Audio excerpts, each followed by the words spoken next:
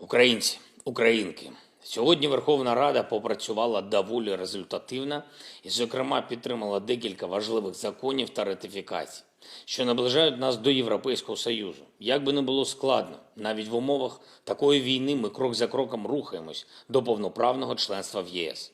Щойно я підписав ці документи про приєднання до Конвенції про спрощення формальностей у торгівлі товарами і до Конвенції про процедуру спільного транзиту. Вони є фактичною реалізацією митного безвізу. Ми зробили це в рекордний строк і абсолютно злагоджено усі гілки влади. Я хочу подякувати усім нашим дипломатам, урядовцям, депутатам, які забезпечили цей результат. Україна буде повноправним членом ЄС, і ми вже найближче з Європою, ніж будь-коли в попередні десятиліття. Вже прибули в нашу державу представники МАГАТЕ, які мають відвідати Запорізьку атомну станцію. Це важлива місія, ми робимо все, щоб вона відбулась безпечно і працювала повно. На жаль, Росія не припиняє провокацій і якраз на тих напрямках, з яких місія має прибути на станцію. Але сподіваюся, що місія МАГАТЕ зможе почати свою роботу. Ситуація на ЗАЕС і в Енергодарі в навколишніх районах залишається надзвичайно загрозливою. Окупанти не залишають станцію, продовжують обстріли, не забирають з території АЕС свою зброю і боєприпаси. Вони залякують наших атомників. Ризик радіаційної катастрофи через російські дії не зменшується ані на годину. Сьогодні вночі говорив про це з президентом Франції Еммануелем Макроном, скоординував наші позиції у захисті України і Європи від російського радіаційного шантажу. Вдень обговорив ситуацію на Запорізькій АЕС та направлення місії на станцію з гендиректором МАГАТЕ Гросі. Сподіваюся, що разом з міжнародними організаціями, з усіма нашими партнерами ми зможемо повернути станцію під повний контроль України і змусити Росію забрати своїх військових, зброю зі станції. Потрібна негайна і повна демілітаризація ЗАЕС. Тільки Україна може гарантувати, що на Запорізькій станції усі процеси відбуватимуться згідно зі стандартами та під контролем. Росії це просто не потрібно. Провів сьогодні зустріч із американськими сенаторами, паном Портманом і пані Клобучар, які прибули в Київ. Це люди, які зробили дуже багато для захисту нашої держави, загалом свободи в Європі та світі. Подякував за двопартійну підтримку. Ключова тема переговорів – це, звичайно, наша взаємодія зі Сполученими Штатами Америки, необхідні кроки для нашої спільної перемоги в цій битві за свободу. Зокрема, обговорили посилення підтримки України, фінансової та безпекової, посилення санкційної політики проти Росії. Вони мають наростати, ці санкції, як сніжний ком, щоб знести терористичний потенціал цієї держави.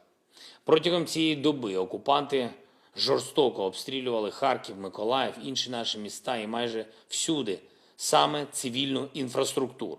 Тільки один російський обстріл Харкова забрав сьогодні життя 5 людей, ще 12 поранено. Є жертви і від інших обстрілів. Вічна пам'ять усім, чиє життя забрали окупанти. Збройні сили нашої держави, наші спецслужби, наша розвідка роблять усе можливе і неможливе, щоб кожен російський військовий обов'язково відчув українську відповідь на цей страшний терор, який Росія принесла на нашу землю.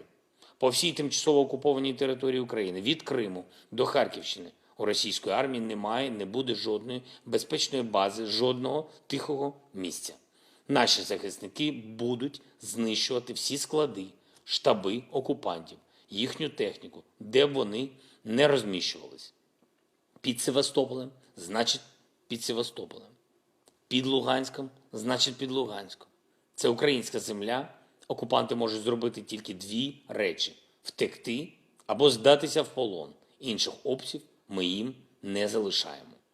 Активні бойові дії наразі відбуваються майже по всій лінії фронту і на півдні, і на Харківщині, на Донбасі. Особливо хочу сьогодні подякувати бійцям 56-ї, 110-ї бригад, які проявляють максимальну стійкість і героїзм на Авдіївському напрямку. Воїнам 53-ї і 93-ї бригад, які захищають Бахмутський напрямок, захищають мужньо, розумно, героїчно.